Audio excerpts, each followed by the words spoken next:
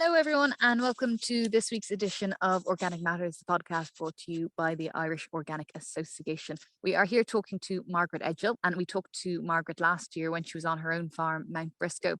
But this time we are talking to Margaret again because, very interestingly, she has become a Nuffield Scholar and is focusing on agri-tourism and farm diversification as part of her studies, and has been to Canada and was tweeting very interesting pictures, if anyone follows her on Twitter, that had me, I think maybe salivating is the wrong word, but I felt like I was salivating over all these farm shops in Canada. So Margaret, you are very welcome. Thank you for joining us. Pleasure. Thank you. The pictures, Margaret, and Canada are all very interesting. But first of all, give people a feel of what are you doing as part of this Nuffield Scholarship? Yeah, so to make it short and sweet, the application process is open now for people that want to apply for 2024. So I applied last August.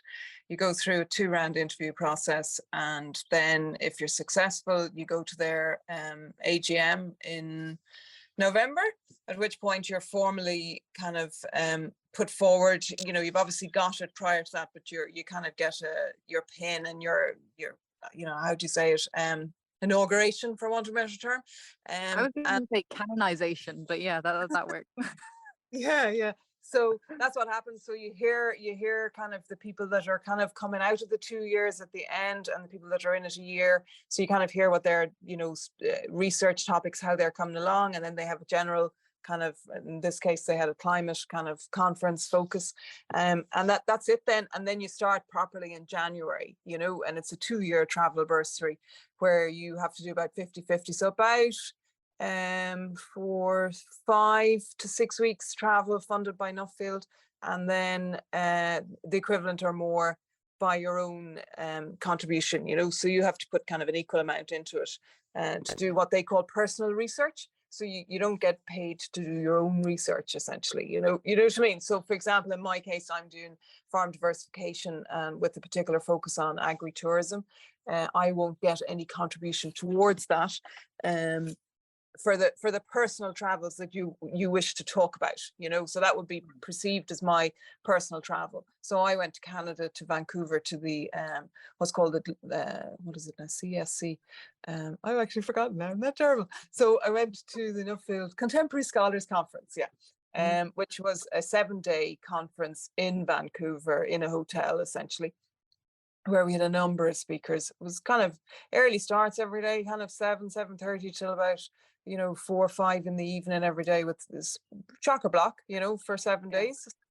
And to give people like an idea, if they haven't heard of the Nuffield Scholarship, I mean, there is obviously a national one here in Ireland, but it is an international kind of scholarship program in absolutely. nearly an awful lot of countries. So you're not just making links with other Irish farmers, you're making links internationally as well. So it is very highly regarded. Yeah, so there was 84 scholars from 15 different countries, all the way from Argentina to Brazil to New Zealand, Australia, Germany, Poland, France, Holland, USA, Britain, Scotland, Northern Ireland, France. It's very extensive, Zimbabwe.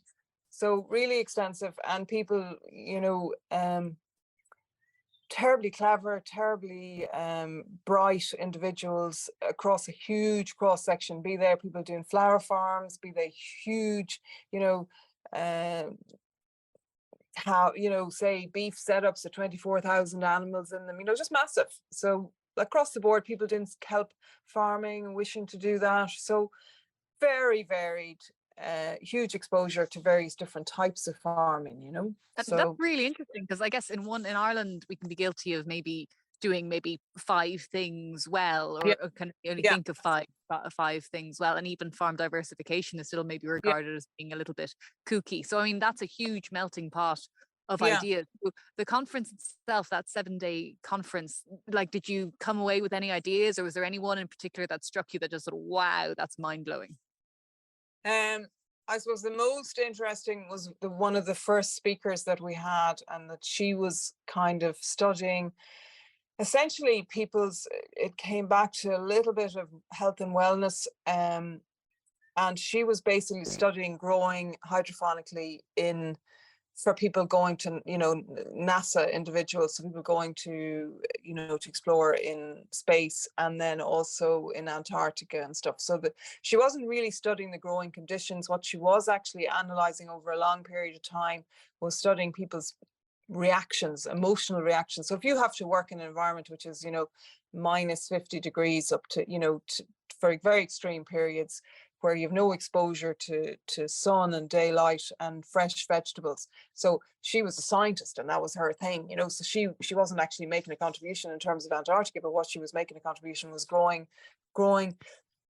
produce and seeing what people's emotional reaction to that was, which I found her really interesting, with the view to how are we going to feed people when we go to Mars.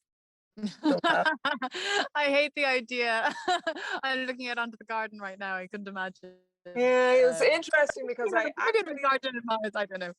Yeah, I sat beside somebody on the plane going outward bound for 10 hours, and we spoke exclusively about living on Mars.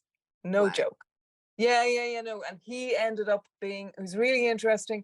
He was based in Raleigh in North Carolina. He worked for a huge, don't ask me the name, ag sector organization, and he worked in seed, chemicals as they refer to it, and also working with the farmers directly. And his whole job was product design. So his thing was that in the future, so he felt that we couldn't change people's habits, because I kind of work on the, we need to behave differently, and we need to change consumerism, and we need to be more organic in our mindset, and not to consume so much, and not to have one-off, to have more of a circular economy. And he thinks that's all poo-poo, and that we'll just design our way out of it, and technology will fix what we're going to experience in 2050 to 2070, etc., and that technology will just be so sharp, and that we'll just have shades on the earth that will block out the sun's rays and all this kind of stuff. He was fascinating, but he was absolutely 100% convinced that was what was going to happen. Fact. Yeah, I mean, in a smaller way, I was talking to, we have two electrical engineers here who are woofing on the farm at the minute. I know you're familiar with that. Anyone else could look it up. It's a great, I don't want to call it service, but exchange maybe. But one of them is doing a PhD, and his PhD is going to be in hydrogen energy storing, renewable hydrogen energy storing, and that's essentially not on a smaller scale. It was what he was saying today is, if we're going to continue living the way we're living, which is how people want to do, we're going to have renewable energy, but we're going to have to find a better way of storing it. And because I was talking to him a lot, I'm kind of fascinated about the idea of renewable energy on farms. We've got solar panels. I really want hydroelectric. I really want to build a dam, which sounds insane, but I really want to build a dam on the farm. So it's just kind of interesting, and I guess kind of how farms can be part of that. I mean, it's fascinating. Everyone is still going to need to eat, obviously, no matter where you are. So that's kind of an element of it, I guess. Bringing it back though to you and your farm diversification, I know we've been talking it seems maybe quite high level, but bringing it back down to earth and the earth that we do seem to want to live on and keep going the way we're living. Farm diversification. So what was your next step then from the 7-day conference? Yeah, so my next step, before I actually left, I had made appointments with about 8 farms pre-going. So I decided I'd focus on Vancouver Island, which is the same length as Ireland, but about half the width, and obviously much higher, and has huge, it's actually a temperate rainforest, which I didn't know before I went. So they have something like 275 days of rainfall, quite a bit of grey, and then very good weather in the kind of May, June, July period. So I thought that their farm size would be comparable to here, if not smaller, and that they would have quite a bit of farm diversification, and that's exactly what I found. So before I went, to explain it, I could have invested a huge amount of time driving vast differences to go to see farms that would really be ranches, and that would be holding 5,000, 10,000 head of stock, which I felt wasn't comparable, even though the farm system might be comparable to Ireland, but the unit size wasn't comparable. So that's why I elected to go to somewhere, and particularly because I have a diversification kind of strand to what I'm studying. So I thought that was the best scenario. And I was blown away by the fact that I went to farms, the largest of which was about 18 acres. Okay, sorry, there was one which was dairy, which was 70 acres. But aside from that, they were all relatively small farms, and they were all turning over in the region of 750 to $1 million. Stop now. You're pulling our leg. There's No, no way. no, People are going to be yeah, listening to that and their eyes will be bulging. yeah, no, absolutely. Like one farm was, it was 10 acres in their unit size. Okay, they were probably only farming productively 2 acres. And I'll tell you, they were a lavender farm, and they had 50 varieties of lavender, and it was in no more. I walked around it. It was like a garden patch. It was about 2 acres, if that. And now they did do weddings, and they used, so a lot of them have amazing barns. I mean, I love the buildings, obviously. And this was a brand new barn that they had built during COVID. Beautiful wooden building with kind of an office attached to it, and then washroom facilities and stuff. But really simple, just an empty building. And they had converted that into, and so it was a retail premises, and then it got stripped out for a wedding. And they did 10 weddings in the year, and they're restricted. They can only actually do 10 weddings. Any of the farm enterprises that had gone into the wedding sector are limited to the number of weddings that they can do, be it 10. And that was interesting. And so that was it. They all had like loads of staff, marketing people, gardeners, the works. And they had a really, really vast range of lavender products, be that essential oil, all of those, soaps, stuff, you know what I mean? Nice things that people apply to themselves. But and were they organic? I mean, did organic carry kind of weight over no, there, or no, just the no. local? Yeah, no, it did, but not to a huge degree, But it was, it's just, lavender essential oil, like I can't remember now, just all different types of, bath salts, all that kind of wellnessy, nicey, pampering stuff, that I never get to do. But yeah, so they had that, and then they had weddings, and then they did picnics outside, which are really like 7 picnic bays with a fire pit on them. That was really cheap. Like it was like 30 quid or something, and your fire pit was lit, and you got it for 2 hours. But it was all just brand building, if that makes sense. And of course, people would go and they'd probably put it up on Instagram, and then other people would see it and they'd come to the show. So of course, it was kind of like a circular system in terms of promotion and social media as well, and marketing. That's very clever. Yeah. So they did that, and they had glamping, which was not glamping in the sense of like I offered glamping here, but it wasn't like that. It was purely glamping to accommodate the wedding, so they might have only had just the wedding party, so the immediate family, and then they had an old building which was where mother of the bride and presumably the bride and the bridesmaids sleep, and that's it, so it was tiny, just tiny. It was beautiful, and it was making good money, is what you're saying. Yeah, and they were just selling direct, and they weren't wholesaling, they weren't retailing anywhere. They were just physically selling from their farm property. They were south of Victoria, which is the capital of Vancouver Island. So they're about an hour and a bit south of that. That's very clever. Yeah, that was them. Then there was a lady that I went to, who Lockwood Farm. They were a young couple, and they did eggs, and they sold 1 million eggs a year, and that was what she did. Wow! Were they all different hen varieties? Do people like the different egg colors, free or range. what was going on? She didn't have organic eggs because the feed was too dear for her, but they were just eggs. She had a vending machine at the property, and then she sold to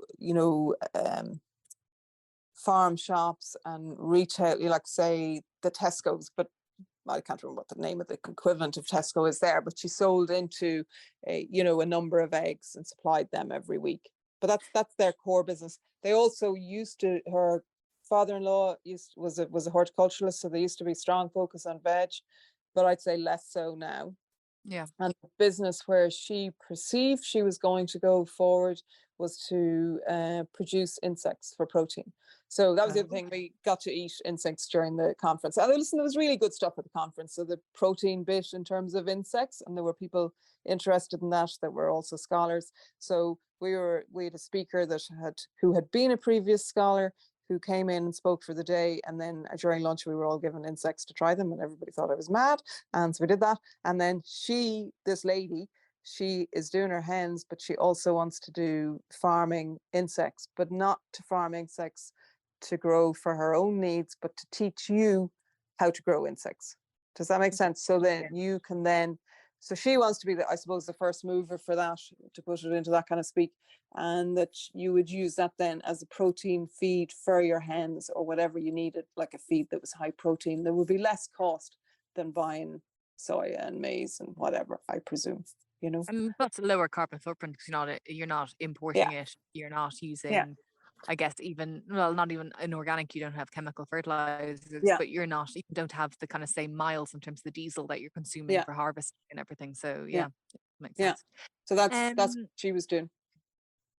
I guess as well as all that you mentioned there, say that the limit on 10 weddings a year if places were doing weddings. And I know over in England last week they were talking about, it's been nicknamed Clarkson's Law, but the number 10 over there says that it's not because Jeremy Clarkson, in terms of making it easier for farms in England to set up farm shops. I mean, was there anything in Canada about that legislation or about kind of,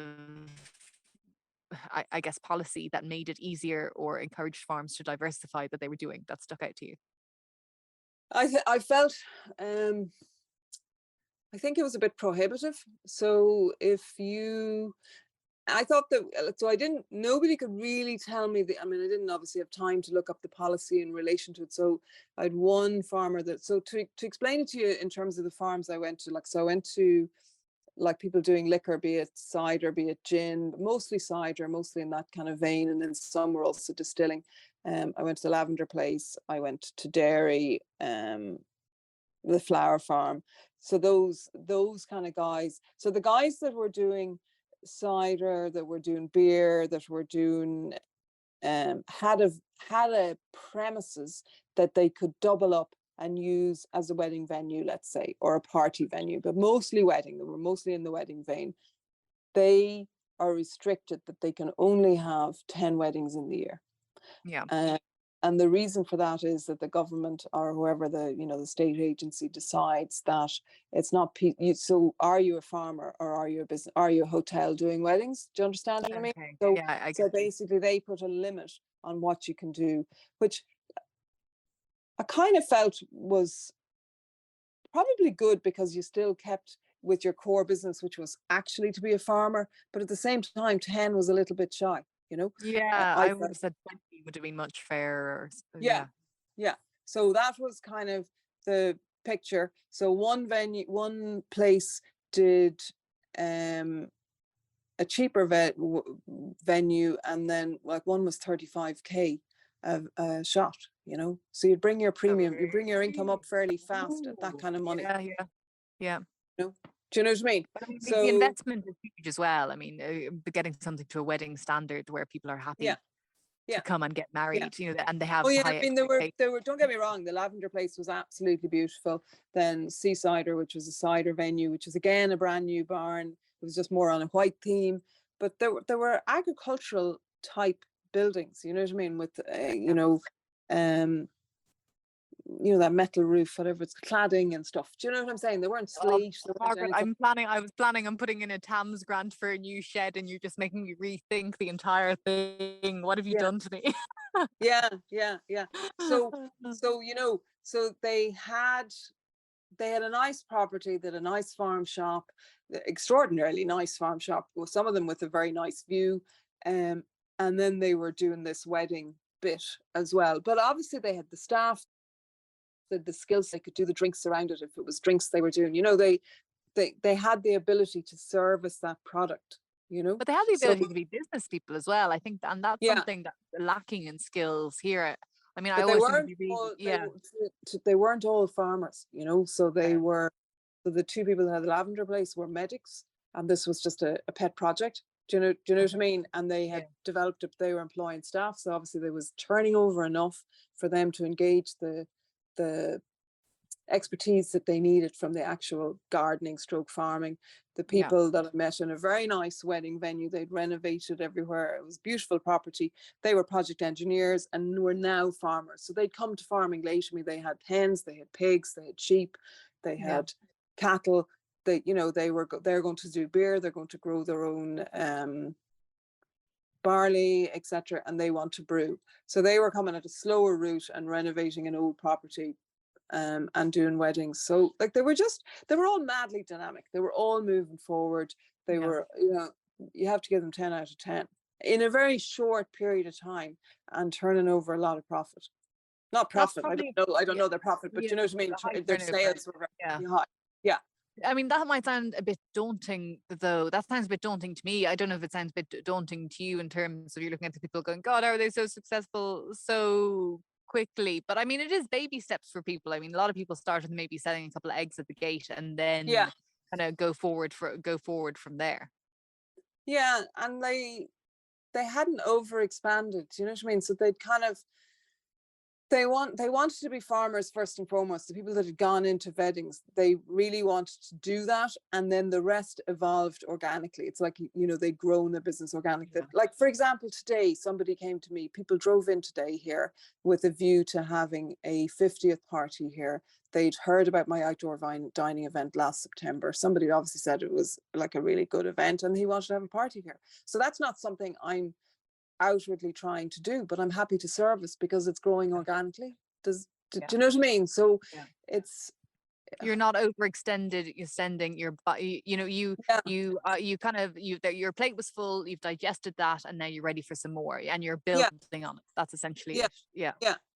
And it's good that somebody's coming to me. They just drove in. Can we see you around? They spoke to me on the phone a couple of weeks ago, and then they just dropped in today ad hoc and said, you know, can we see whatever? And we discussed it. And I said, just come back with your numbers and happy to do it, you know?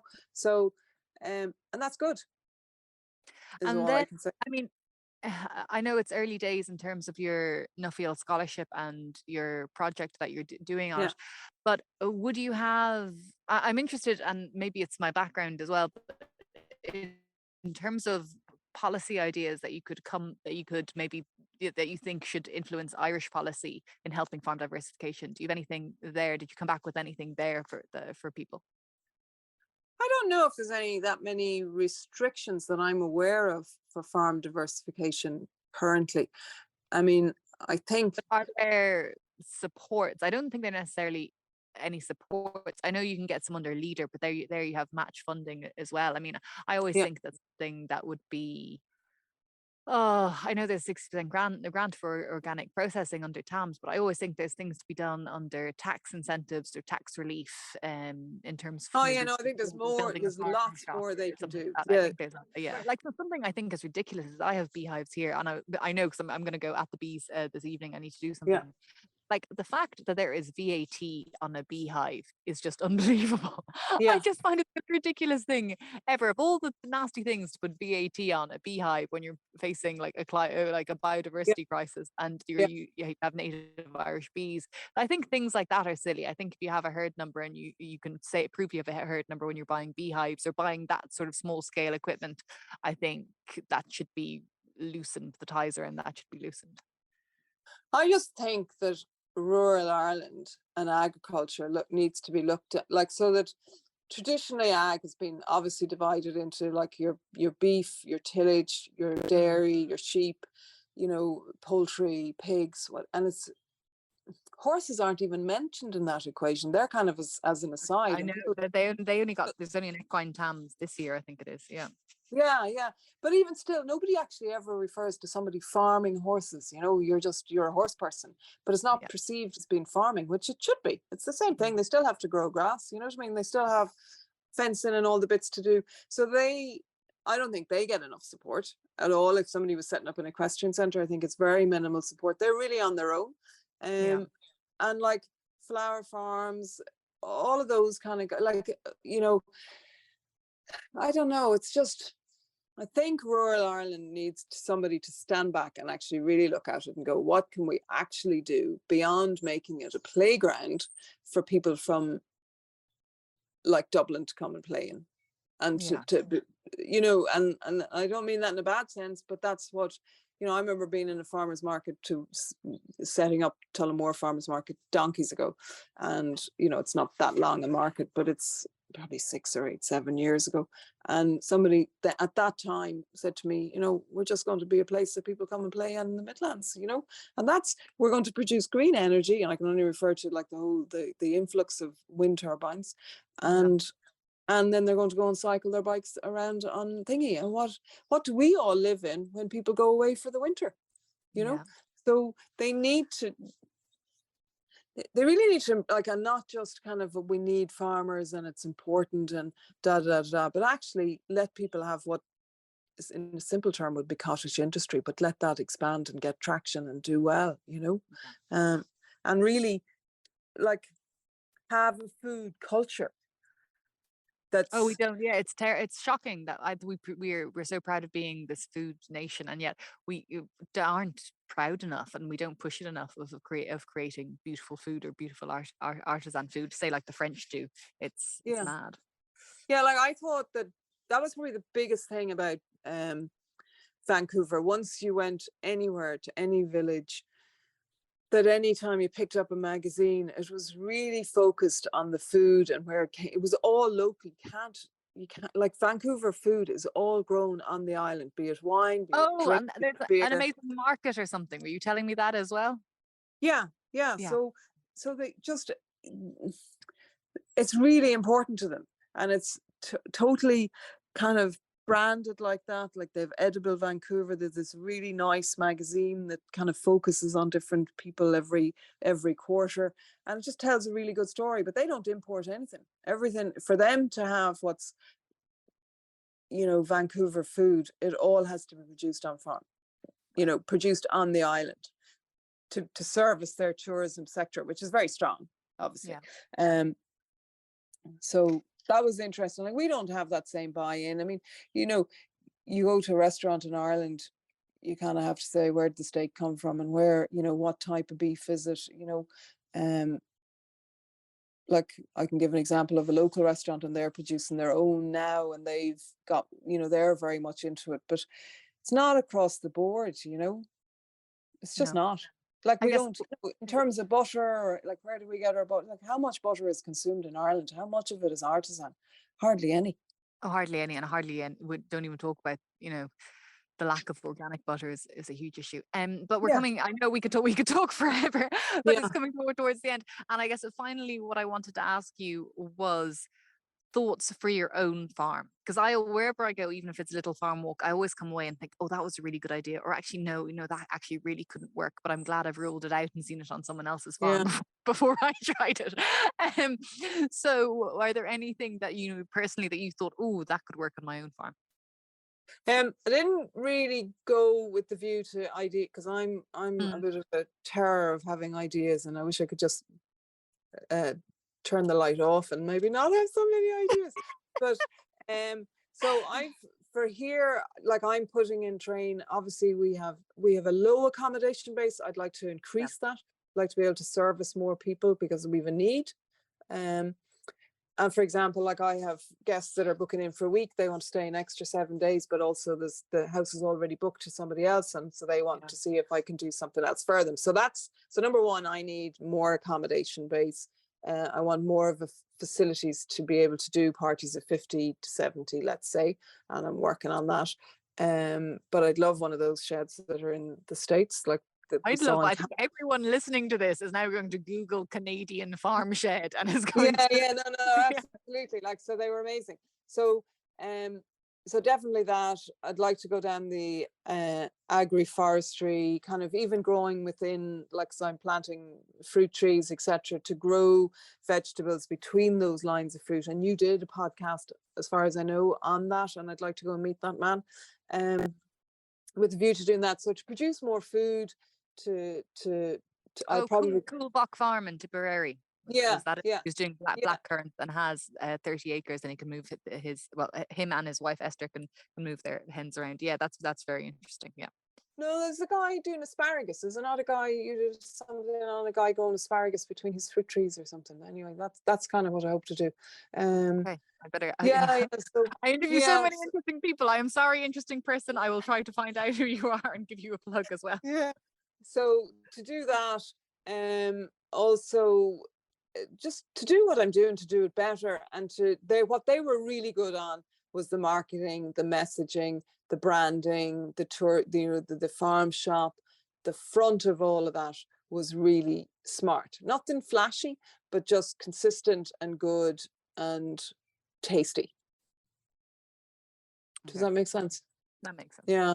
Yeah, I I'll, think we'll I'll give leave it. you one Yeah. example which was Van Valley Farm, and he was a dairy farmer that was doing milking 55 Holstein Friesian cattle on 70 acres, feeding them now, on silage. They weren't getting out to graze, and that was what he was doing. But he had put in place like a distribution business. So they had gone from selling to the co-op to selling their milk direct, from selling it previously at $1 a litre to now selling it at $3 a litre, obviously putting in all the pasteurization, the bottling section, all that stuff. And then he'd built all these kind of distribution sheds. And what he had decided to do was he was going to deliver his milk to 800 homes every week, but also deliver bread and cheese and all the other bits that you might want, be it vegetables or whatever. So all those deliveries were coming to his yard. He had staff then that were loading them into vans. They'd vans on the road every week, and that was all using technology quite a bit. And that was clever. I was impressed with him, really impressed with him. And that was a mummy, Yeah. daddy, and son business, and that was really impressive. So that just gives you an example of dairy. Some of your listeners may be just in the dairy sector and it might be an opportunity to add value and just to diversify their business. So I thought there was huge percent. It was really positive experience, and really, really focused people that were very endearing, gave me a lot of time. We're in no way showing, we're very open and very honest, and we're just real farmers, and it was really easy to just walk in and say, hi, I'm from Ireland, I'm from a farm, and love to chat to you. And they were really, and yet they were the similar, obviously for continuity with my whole process for the research, there had to be continuity of the questions across the board to all of the people, because you had to be able to compare like with like and stuff. But yeah. Margaret, it's been an absolute pleasure talking to you. Thank you so much. And if anyone's interested in more about what you're doing, they can follow you on social media, and you have a website as well, don't you, that they can check you out on? Yeah, mountbriscoe.ie. Perfect. And for everyone else that's listening, obviously you've been listening to Organic Matters, which is the podcast brought to you by the Irish Organic Association. And if you want to hear more podcasts or more about organics, you can visit their website, www.irishorganicassociation.ie. But for me, Hannah Quinn Mulligan, that is it until next week.